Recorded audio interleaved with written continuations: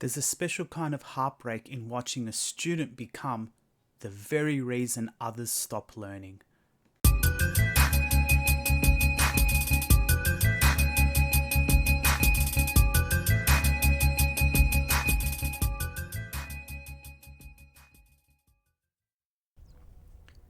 There's a particular kind of exhaustion that comes from knowing you're about to lose a fight before it even begins. Mrs. Hartman sat across from me, rigid and poised, her son's school diary clutched in her manicured hands like a legal document she was prepared to cite at any moment. The room was sterile, the fluorescent lighting sharp and unflattering, casting stark shadows on the walls. I could already tell how this was going to go. "I don't see why I was called in for this meeting, Mr. Avery," she said, her voice crisp, her words clipped. "James is a bright, capable student, always has been. If there are any issues in your classroom, I suggest you reflect on your teaching methods before pointing fingers at my son." I'd been here before, too many times to count. The immediate defense, the assumption of bad faith, the refusal to even consider that maybe, just maybe, the problem wasn't the teacher or the school or even the system, but the student sitting in my classroom every day, sowing discord like it was his personal mission. I kept my voice measured. "Mrs. Hartman, I assure you, this isn't personal. James is smart, no question about that. But his behaviour in class has reached a point where I'm afraid it's affecting not just him, but the entire room." Her lips pressed into a thin line. "What sort of behaviour are we talking about? Because from what I've heard, it sounds like James is being blamed for things that aren't his fault." I leant forward slightly, my fingers folded together. "I've observed a clear pattern over the last 2 months. When James is distracted, he makes sure everyone around him is too. If he finds something funny, like throwing a pen at a whiteboard in the middle of the lesson, he encourages others to join in. He disrupts, and students who normally wouldn't misbehave end up following his lead." She scoffed, shaking her head. "That's just boys being boys. Kids aren't meant to sit silently all day like robots.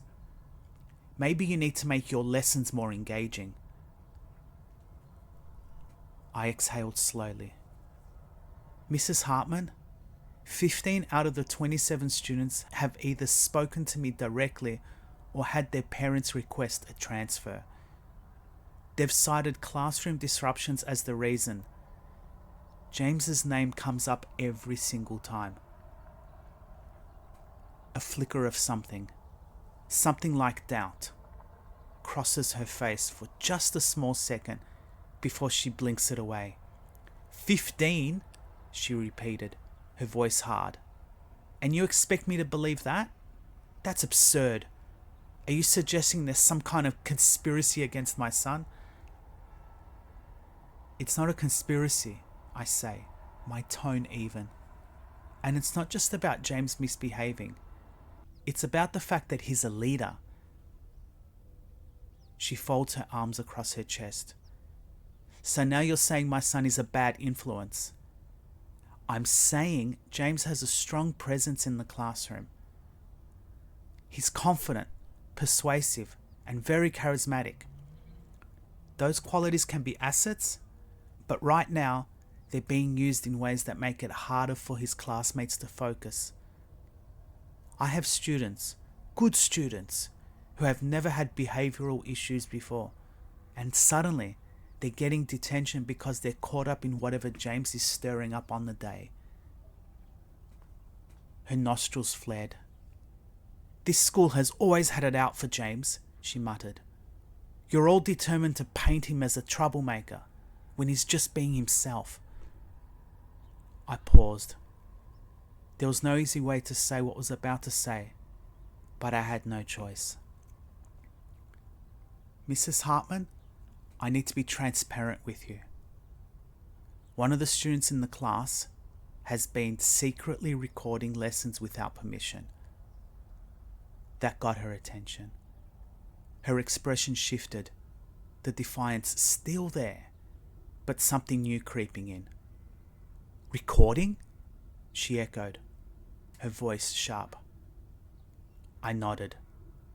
It's against school policy, and we didn't solicit these recordings. They were brought to me anonymously. They show clear, undeniable evidence of what I've been describing. She leant forward, her voice a whisper now. What recordings? There were several clips documenting disruptions during lessons, instances where James's actions prevented his peers from focusing. We are not authorized to show them to parents unless legal action is taken. But should you choose to dispute this officially, they will be presented as evidence. For the first time in the conversation, she hesitated.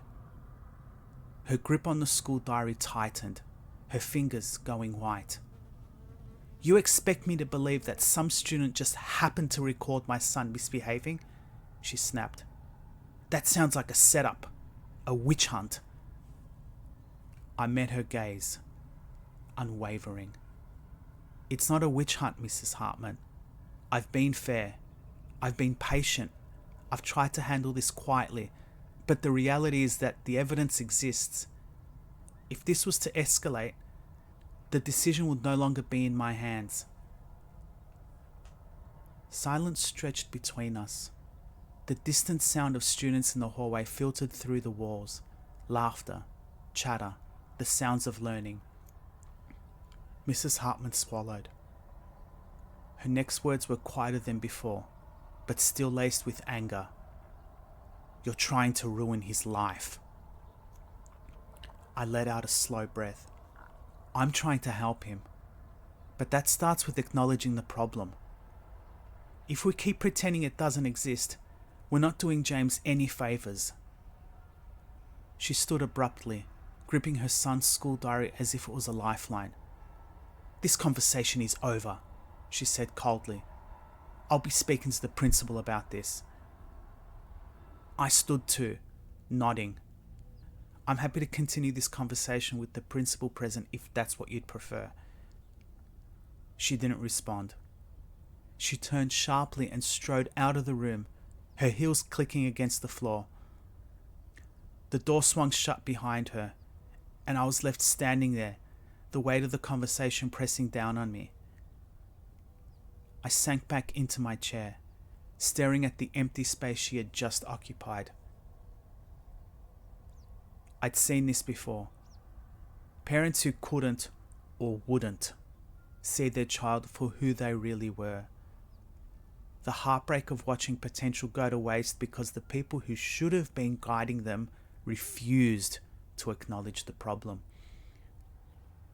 James had charisma, intelligence, and leadership.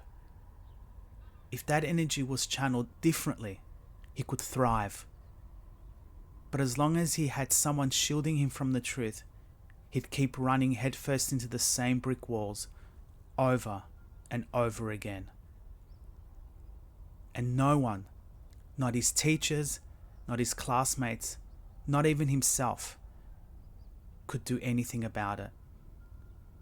Not until his mother decided to open her eyes. Before you go, if you like this video, give it a thumbs up to let me know. And if you're looking for more videos like this, I've got you covered. Just click on the videos here to keep watching. See you in the next one.